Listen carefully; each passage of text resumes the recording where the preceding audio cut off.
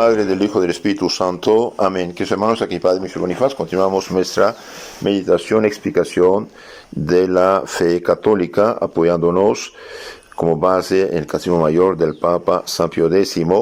En la pregunta 915 dice, ¿qué es la justicia?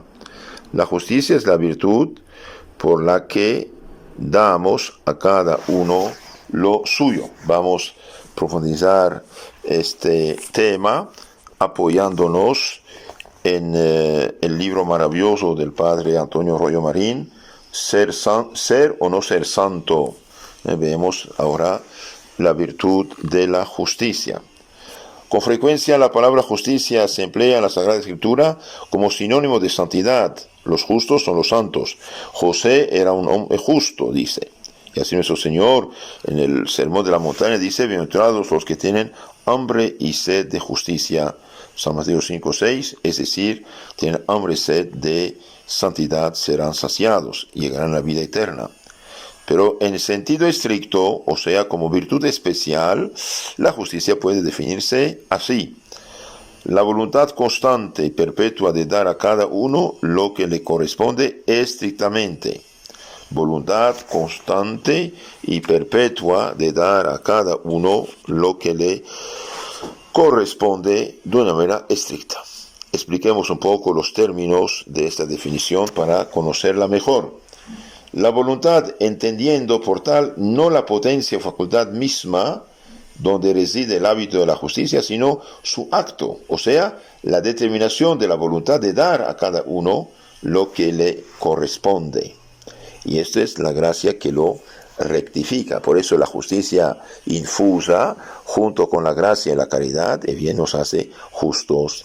No tiene esta voluntad, o sea, este acto o determinación de nuestra voluntad, estar decidido de dar a cada uno lo que le corresponde.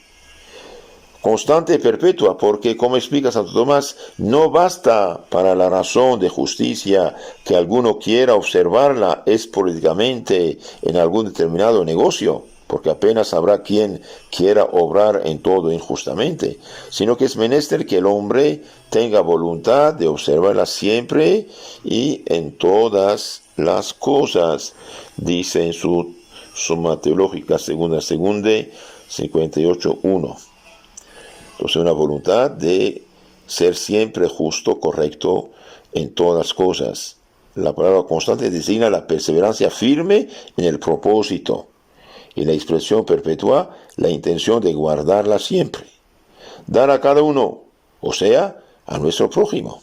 La justicia requiere siempre alteridad, ya que nadie puede propiamente cometer injusticia contra sí mismo.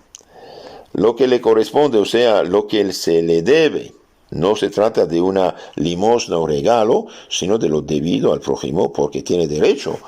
Una persona que trabaja, bien, tiene derecho a su sueldo y no es una limosna. Estrictamente, o sea, ni más ni menos de lo que se le debe. Si nos quedamos por debajo de lo debido, estrictamente, pagando solo 1,000 pesos al que le debemos 1,200, cometemos una injusticia. Pero si sobrepasamos lo debido, dándole 2,000 al que le debemos solo 1,000, no hemos quebrantado la justicia, porque la hemos repasado por arriba, pero hemos practicado en realidad una liberalidad o la limosna, no la justicia estricta. Entonces, si yo debo 1,000 y doy 2,000, y bien, ahí soy generoso, soy caritativo. Pero si debo 1,000 y doy 800, ahí estoy pecando. Bien, ¿cuáles son las notas características? De la definición que acabamos de exponer se desprende con toda claridad las 3 notas típicas o condiciones de la justicia propiamente dicha: alteridad, derecho estricto, adecuación exacta. La alteridad se refiere siempre a otra persona, no a sí mismo. Derecho estricto no es un regalo, sino algo debido estrictamente. Si debo 1,000, tengo que pagar 1,000, no puedo pagar 500. Adecuación exacta, ni más ni menos de lo debido. Aunque las 3 notas son esenciales en la justicia propiamente dicha, la más importante es la segunda, o sea, lo debido estrictamente a otro. Ahora veamos un poco la importancia de esto. Ya hemos dicho que la justicia pone orden y paz tanto en la vida individual como en la social. Bien, nos hace justos, humildes, verdaderos. La justicia es una de las 4 grandes virtudes morales que ostentan el rango de cardinales, es decir, son el quicio como bisagra de todas las demás virtudes. En esas se apoyan. Porque alrededor de ellas, como sobre un quicio de la puerta, gira toda la vida moral. Entonces, toda la vida moral de la sociedad, de las personas, bien, gira sobre estas 4 virtudes morales que llamamos prudencia, justicia, fortaleza y templanza. Se llaman cardinales porque cardo, cardinis en latín significa el quicio de la puerta. Después de la prudencia, la justicia es la más excelente de las virtudes cardinales, aunque es inferior a las teologales, incluso a alguna de sus derivadas, la religión, que tiene un objeto inmediato más noble, el culto a Dios, lo que la acerca a las teologales, ocupando el 4º lugar en el conjunto total de las virtudes infusas. La justicia tiene una gran importancia y es de absoluta necesidad, tanto en el orden individual como en el social. Pone orden y perfección en nuestras relaciones con Dios y con el prójimo.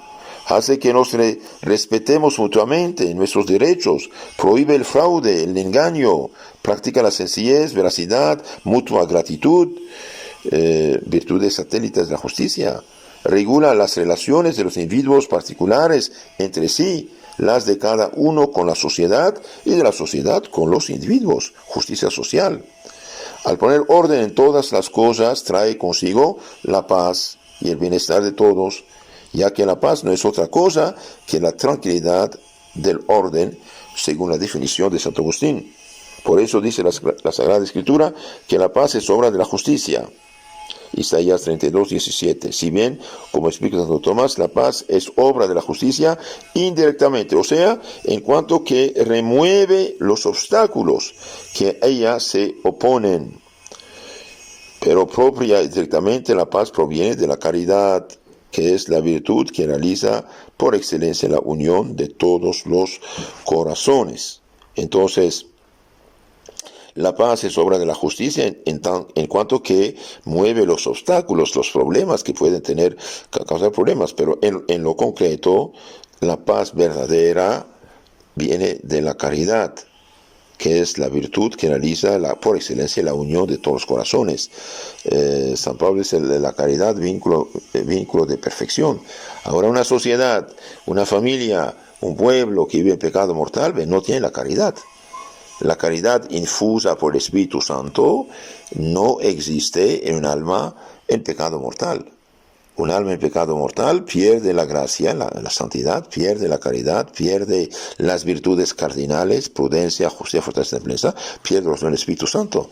Le queda solamente, como ya dije muchas veces, por misericordia de Dios, le queda la fe y la esperanza para que regrese a Dios. ¿Y cómo podemos mejorarnos? Bien, aquí unos breves consejos para practicar la justicia. Primero, evitar cualquier pequeña injusticia, por insignificante que sea. Evitar cualquier pequeña injusticia. Tratar las cosas ajenas con mayor cuidado que si fueran nuestras. No perjudicar jamás, en lo más mínimo, el buen nombre o la fama del prójimo, ni crítica, ni calumnia, ni chismes, ni... No contraer deudas que no podemos pagar a su debido tiempo. Los que viven de deudas son imprudentes. Nunca gastar un dinero que uno no tiene. Y no meterse en manos de usureros y banqueros, etc. Dar a su debido tiempo el salario justo al que lo ha merecido con su trabajo y no esperar hasta mañana. En la Biblia dice pagar antes del ponerse el sol. Por justicia social, pagar justamente los tributos o impuestos justos establecidos por la autoridad legítima. Evitar todo trance la acepción de personas, concediendo un buen un empleo a un amigo con prejuicio de otro más digno y más capaz que él. Entonces, que sabemos esto, sí es algo importante. Pero insisto, en la medida que uno vive en pecado mortal, está perdido, no tiene su voluntad constante, inclinada a hacer el bien, evitar el mal y ser justo. Ese es el problema. Por eso, cristianizar un pueblo realmente es hacerlo justo, es hacerlo feliz también. Entonces, evitar la maledicencia, evitar la calumnia, evitar todo lo que podemos causar tristeza al prójimo, que al verse herido en su reputación sufriría tanto más cuanto menester tuviera de su honra. No tenemos derecho de calumniar al prójimo, de destruir su honra. La haríamos perder en la estimación de sus semejantes. La haríamos perder en autoridad, en crédito de que ha menester para llevar adelante sus negocios o para ejercer una legítima influencia. Y con eso causaríamos daños casi irreparables. Y no se diga de que aquel cuyos pecados que uno descubre no tiene derecho a su reputación. Todos tienen derecho a su reputación. Una persona que hizo un pecado años atrás se arrepintió, se convirtió, lloró, se confesó y viene frente a Dios, está perdonado. ¿Usted quién es para revelar esto? Que de hecho ya no existe frente a Dios. Frente a Dios no existe. Entonces no tenemos derecho de descubrir los pecados ajenos y hablar mal de los demás.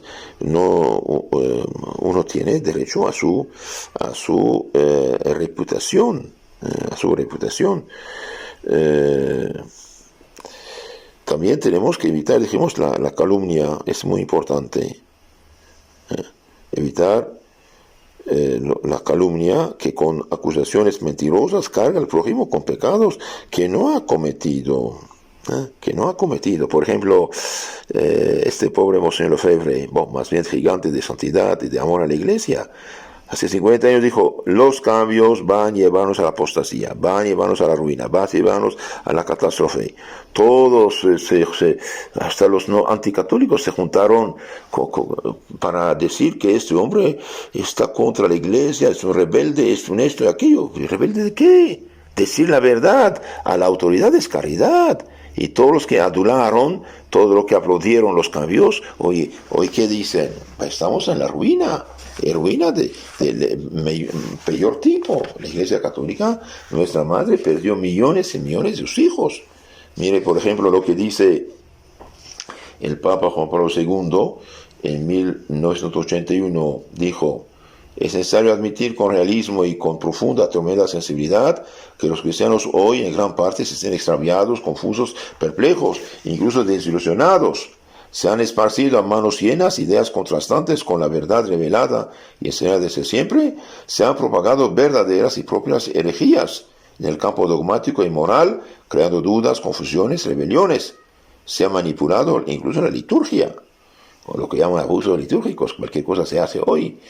Inmersos en el relativismo intelectual y moral, y por eso en el permisivismo, los católicos andan como andan hoy. Esto lo dijo el Papa Juan Pablo II en 1981, y los que saben italiano bien pueden consultar la ópera Omnia, obras completas, dice Insegnamenti de Giovanni Paolo II, Librería de Vaticana, tomo 4, primera parte, página 235. Y bien, no calumniar al prójimo. Todavía hoy apenas se oye Monseñor Lefebvre, la gente saca las uñas.